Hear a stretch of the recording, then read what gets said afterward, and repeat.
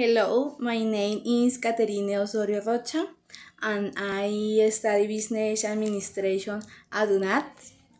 Today I'm going to share the recipe to make homemade mini vainilla donuts. We will need this ingredient for the mixture: 3 eggs, 2 cups flour,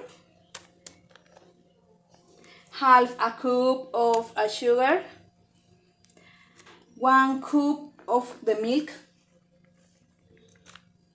2 tablespoons of baking powder, 5 tablespoons of oil,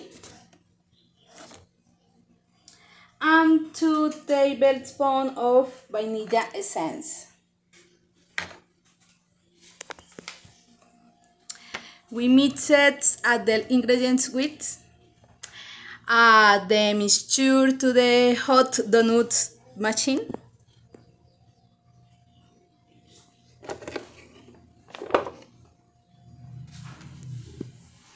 And wait 4 minutes to take them out.